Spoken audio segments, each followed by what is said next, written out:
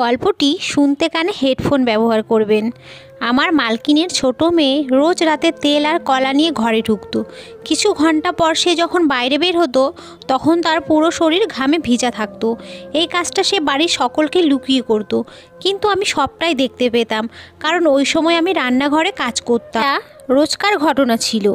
ও তেল আর কলা নিয়ে কি করতো এটা জানার জন্য আমি একদিন ওর ঘরে লুকিয়েছিলাম।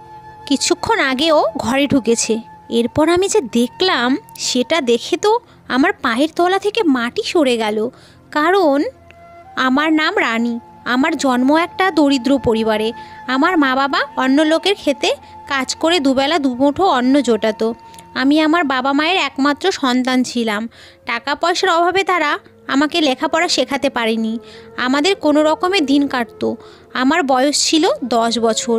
মা বাবাকে সারাদিন কাজ করতে দেখে আমার এত খারাপ লাগতো, আর তাই আমিও ওদের সাথে কাজ করতে চলে যেতাম। কিছুদিন পর বাবার খুব শরীর খারাপ হয়। আমরা ওনাকে হাসপাতালে নিয়ে যাই। সেখানে ডাক্তার আমাদের 1000টা খরচার কথা বলে। আমাদের কাছে তো এত টাকা ছিল না। তাই মা জমিদার বাবুর কাছে যাই, যার খেতে আমরা কাজ করতাম। মা জমিদার বাবুর কাছে আঁচল ছড়িয়ে ভিক্ষা চায়, কিন্তু জমিদার বাবু এত টাকা দিতে রাজি হন না। ওনার কাছে এই কটা টাকা দেওয়া কোনো ব্যাপারই নয়, কিন্তু তাও উনি কোনো সাহায্য করলেন না। টাকার অভাবে আমার বাবার ঠিক করে চিকিৎসা হয় না, আর উনি আমাদের ছেড়ে চলে যান। এখন আমাদের মাথার উপর থেকে ছাতা সরে গেছিল। আমাদের সাহায্য করারও কেউ ছিল না। কোনো রকমে আমি আর মা নিজেদেরকে সামলে আবার সাধারণ জীবনযাপন শুরু করলাম। আমরা সারাদিন খেতে কাজ করে নিজেদের পেট চালাতাম। ভেতরে ভেতরে আমার জমিদার বাবুর ওপর খুব রাগ ছিল, কিন্তু আমার কিছু করারও ছিল না। একদিন শহর থেকে কিছু ধনী লোক আসে।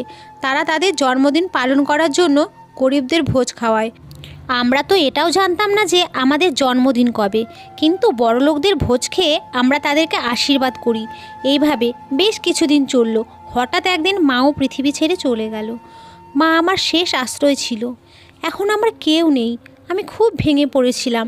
এই অবস্থায় আমার কাকা কাকিমা আমাকে তাদের বাড়িতে নিয়ে যায়, কিন্তু কাকা কাকিমা কখনোই নিজের বাবা মা হয়ে উঠতে পারে না। এই কথাটা আমি তাদের বাড়িতে পা রাখার পরপরই বুঝতে পেরেছিলাম। তারা তাদের নিজের মেয়েকে ভালো খাবার দিত, ভালো জামা কাপড় দিত, আর আমাকে দিয়ে বাড়ির সব কাজ করাতো। আমার সাথে ভালো করে কথা বলা তো দূরে থাক, আমার দিকে ফিরেও তাকাতো না। কিন্তু আমি এটাকে নিজের ভাগ্য বলে মনে করে নিয়েছিলাম। একদিন আমি যখন বাসন মাজছিলাম তখন কাকা শহর থেকে ফিরে আসেন। এসে আমার কাকিমাকে বলেন যে শহরের একটা বাড়িতে কাজের মেয়ে দরকার, আমরা বরং রানীকে সেখানে কাজ করতে পাঠিয়ে দিই। রানী ওখানে কাজ করবে আর আমাদের হাতে টাকা আসবে। আমার কাকিমা এই কথা শুনে খুব খুশি হন। আর হবে নাই বা কেন, কিছু না করে টাকা পাওয়া যাবে যে। পরের দিন কাকা আমাকে শহরে নিয়ে আসেন আর একটা বড় বাড়িতে নিয়ে যান, যেখানে একজন মহিলা তার 2 কন্যার সাথে বসেছিল। কাকা ওনাকে নমস্কার করেন আর আমার দিকে ইশারা করে বলেন যে আজ থেকে আপনার বাড়ির সব কাজ এই মেয়েটাই করবে। আমি ওকে সকালে এখানে দিয়ে যাব আর বিকেলে ফেরত নিয়ে যাব। এই মেম সাহেব আমার দিকে তাকিয়ে জিজ্ঞেস করেন যে আমি তার বাড়ির সব কাজ করতে পারবো কি না। আমি মাথা নাড়ালাম।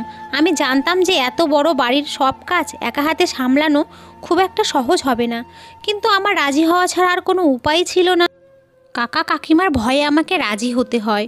সেই মালকিন আমাকে সব কাজ বুঝিয়ে দিল, আর আমি রান্নাঘরে কাজ করতে শুরু করলাম। আমি সারাদিন কাজ করতাম, আর রাতে কাকা আমাকে বাড়ি নিয়ে যেত। বাড়ি গিয়ে শুকনো রুটি খেয়ে গরমের মধ্যে ঘুমিয়ে পড়তাম। পরের দিন সকালে কাকা আমাকে আবার মালকিনের বাড়িতে দিয়ে আসতো। কিছুদিন এইভাবেই চলল। একদিন মালকিনের বাড়িতে অনেক অতিথি আসে, তাই কাজও অনেক বেড়ে যায়। সেই জন্য মালকিন আমাকে বাড়ি পাঠায় না। উনি আমার কাকাকে বলেন যে যতদিন আমার অতিথিরা এই বাড়িতে আছে ততদিন রানীকে এখানে থাকতে দিন, কারণ রাতে সবাই দেরি করে খায়, তাই কাজও অনেক বেড়ে যায়। কাকা আমাকে না নিয়ে বাড়ি ফিরে গেল। আমি অনেক রাত অবধি কাজ করতাম, আর মালকিন তার বাড়িতে থাকার জন্য আমাকে একটা ঘর দিয়েছিলেন। কাকা কাকিমার বাড়িতে থাকার থেকে আমার এখানে থাকতে বেশ ভালো লাগতো, কারণ এখানে আমি ভালো খাবার পেতাম, আর আমার শোবার ঘরে পাখাও ছিল, তাই আমাকে আর গরমের মধ্যে ঘুমাতে হতো না। কিন্তু আমি যখন ওই মালকিনকে তার মেয়েদের সাথে দেখতাম তখনই আমার নিজের মায়ের কথা মনে পড়ে যেত। এইভাবেই কয়েকটা দিন কেটে গেল। মালকিনের অতিথিরা ফিরে গেল, কিন্তু মালকিন আমাকে বাড়ি পাঠালেন না। তিনি আমার কাকাকে পরিষ্কার করে বলে দিলেন যে রানী এখন থেকে এখানেই থাকবে। মালকিন আর তার ছোট মেয়ের সাথে আমার ভালো সম্পর্ক গড়ে উঠেছিল। উৎসবের দিন মালকিন আমাকে নতুন জামা কাপড় কিনে দিতেন। ওনার ছোট মেয়েটি খুব ভালো ছিল, আমার সাথে খোলামেলা মনে মিশত। কিন্তু ওনার বড় মেয়েটি একটু রাগী ছিল। সে আমার সাথে বাড়ির কাজের লোকের মতনই ব্যবহার করত, আর আমার সাথে ঠিক করে কথাও বলতো না। একবার মালকিন আর তার মেয়েদের একটা বিয়ের ফাংশানের জন্য দুদিন বাড়ির বাইরে থাকতে হয়। যাবার আগে মালকিন আমাকে তার বাড়ির দায়িত্ব দিয়ে যান, বলে যান যে তার বাড়ির খুব ভালো করে দেখাশোনা করতে। আমি অনেক দিন ধরে ওদের দেখাশোনা করছিলাম, তাই ওরা আমাকে বিশ্বাস করত। আমি বললাম যে এত বড় বাড়িতে আমার একা থাকতে ভয় লাগবে। তাই মালকিন আমার কাকাকে ডেকে পাঠান আর বলেন এই দুদিন আমার সাথে এই বাড়িতে থাকতে। কাকা সঙ্গে সঙ্গে রাজি হয়ে যায় আর মালকিনরা বেরিয়ে পড়ে। আমি কাকার আর আমার খাবার বানালাম আর খেয়ে শুয়ে পড়লাম। রাত 12টার সময় কাকা ঘুম থেকে উঠে ঘরের দরজা খুলে বাইরে বেরিয়ে গেল। দরজা খোলার আওয়াজে আমার ঘুম ভেঙে যায়। ভাবলাম কাকা হয়তো জল খেতে রান্নাঘরে যাচ্ছে, কিন্তু বেশ কিছুক্ষণ পরে যখন উনি ফেরত এলেন না, তখন আমি কাকা কি করছে দেখার জন্য ঘরের বাইরে বেরিয়ে এলাম। আমি কাকাকে এধার ওধার খুঁজতে লাগলাম।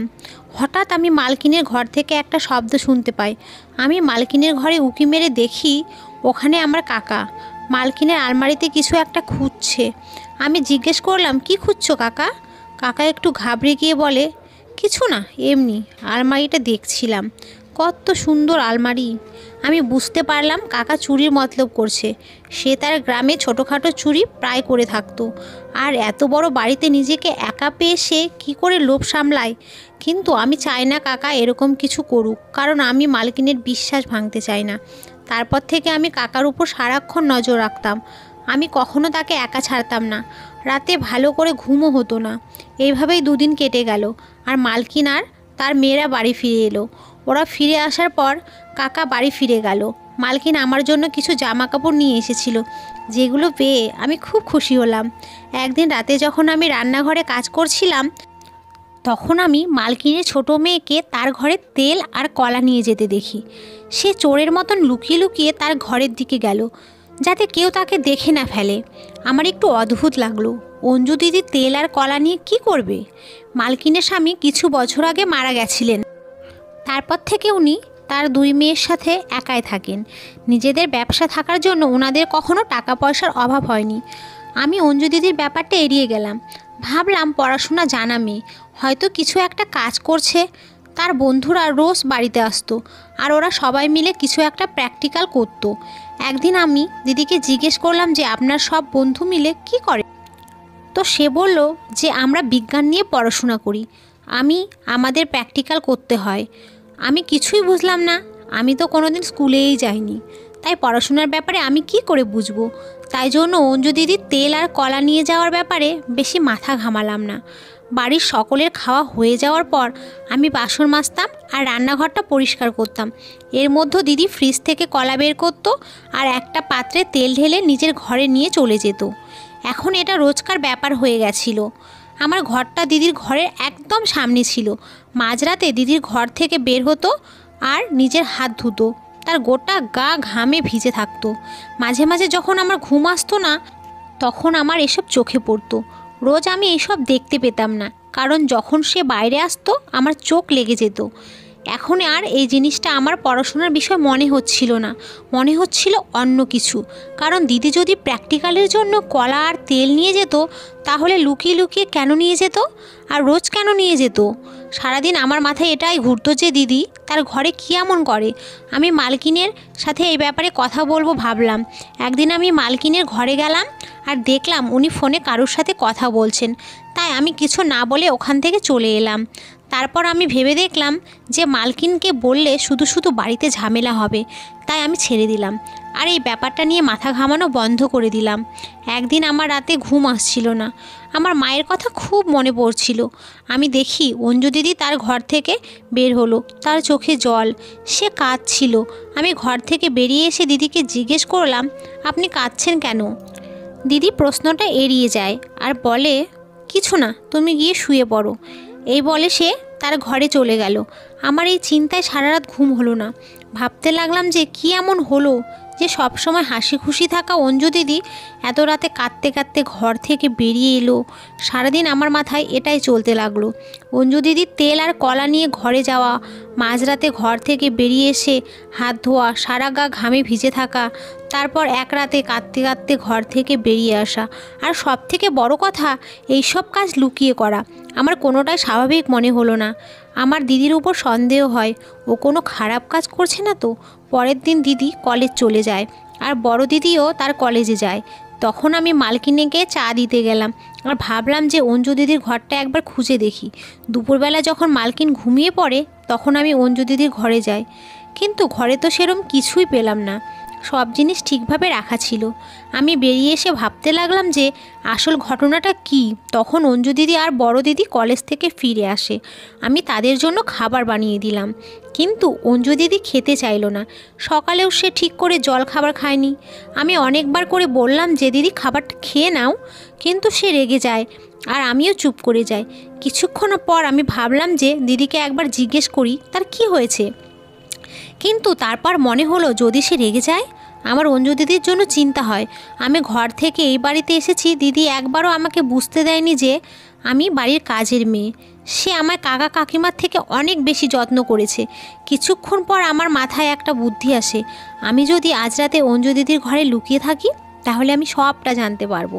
আমি রাতে সবাইকে খেতে দিলাম, কিন্তু নিজে কিছু না খেয়ে দিদির ঘরে গিয়ে একটা কোণায় লুকিয়ে পড়লাম। আমি এমন সময় তার ঘরে ঢুকলাম যখন সে রান্নাঘরে তেল আর কলা নিতে গেছিল।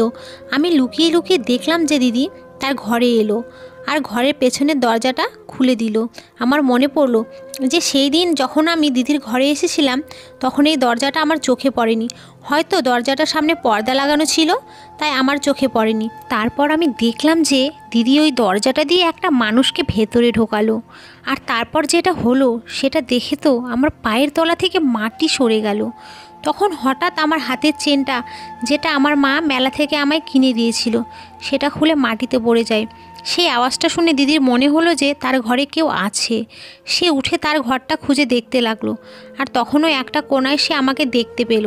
দিদি আমাকে দেখে ঘাবড়ে গেল আর রেগেও গিয়ে বলল, তুমি এখানে কি করছো? এভাবে লুকিয়ে আছো কেন? দিদির রাগ দেখে আমি একটু ভয় পেয়ে গেলাম। বললাম, আমাকে ক্ষমা করবেন দিদি, আমি কোনো খারাপ উদ্দেশ্য নিয়ে এই ঘরে আসিনি। আমার আপনার জন্য চিন্তা হচ্ছিল, কারণ আজকাল আপনি ঠিক করে খাবার খান না, আর সেই দিন আপনি কাঁদতে কাঁদতে ঘর থেকে বেরিয়েছিলেন। তারপর অঞ্জু দিদি আমাকে সবটা খুলে বলল। সে কোনো ভুল কাজ করছে না, বরং একটা মানুষের উপকার করছে। দিদি ওই লোকটার দিকে ইশারা করে বলে, ইনি আমার দাদু হন। আমার বাবা মারা যাওয়ার পর আমার মা ওনাকে বাড়ি থেকে বার করে দিয়েছিলেন। তারপর থেকে উনি একটা মন্দিরে থাকেন, কিন্তু আমি এটা সহ্য করতে পারতাম না। আমি এই ব্যাপারে মায়ের সাথে কথা বলার চেষ্টা করেছিলাম, কিন্তু মা আমাকে খুব বকা দিয়েছিল। তাই আমি একটা প্ল্যান বানাই। আমি রাতে দাদুকে আমার ঘরে নিয়ে আসি আর সকাল হলে ওনাকে পেছনের দরজা দিয়ে বার করে দিই। আমি দিদিকে জিজ্ঞেস করলাম যে সে তেল আর কলা নিয়ে কি করে। দিদি বলে যে দাদুর লিভারের সমস্যা আছে, তাই সে বেশি খাবার খেতে পারে না, তাই উনি একবেলা খাবার খান। সকালে কলেজ যাওয়ার সময় আমি ওনাকে খাবার দিয়ে যাই, আর রাতের বেলা উনি কিছু খান না, তাই আমি ওনাকে ফল খাওয়াতে শুরু করি। আর কলা ওনার সবথেকে প্রিয় ফল, তাই আমি রোজ রাতে ওনার জন্য কলা নিয়ে আসি। আমি এসব লুকিয়ে করি যাতে মা আর দিদি কিছু জানতে না পারে। আর দাদুর হাঁটুতে খুব ব্যথা, তাই আমি রোজ তেল নিয়ে আসি ওনার হাঁটুতে মালিশ করার জন্য। অনেকক্ষণ ধরে মালিশ করার পর আমার গা ঘামে ভিজে যায় আর আমি বাইরে হাত ধুতে যাই। সেই দিন আমার দাদুর শরীরটা ভালো ছিল না, তাই আমার চোখে জল চলে এসেছিল। দিদির কথা শুনে আমার মনের সব আশঙ্কা দূর হয়ে যায়। আমি চুপচাপ নিজের ঘরে ফিরে আসি। ঘরে এসে আমি ভাবতে লাগলাম যে আমার মালকিন এতটা নিষ্ঠুর কি করে হতে পারে যে তার অসুস্থ শ্বশুরমশাইকে বাড়ি থেকে বার করে দেন। তার সাথে সাথে আমার অঞ্জু দিদির ওপর গর্ব হয়। আজকালকার দিনে বড় মনের মানুষ খুব একটা দেখা যায় না, আর অঞ্জু দিদির মনটা খুব বড় ছিল। এই সমাজটা বড্ড নিষ্ঠুর হয়ে গেছে, তারা বয়স্ক মানুষদের বাড়ি থেকে বার করে দিচ্ছে। আমি ভালো করে বুঝতে পারলাম যে মানুষ অন্যের কষ্ট বোঝে না, যখন সেই কষ্ট সে নিজে অনুভব করে তখনই তার মর্ম বোঝে। ধন্যবাদ বন্ধুরা।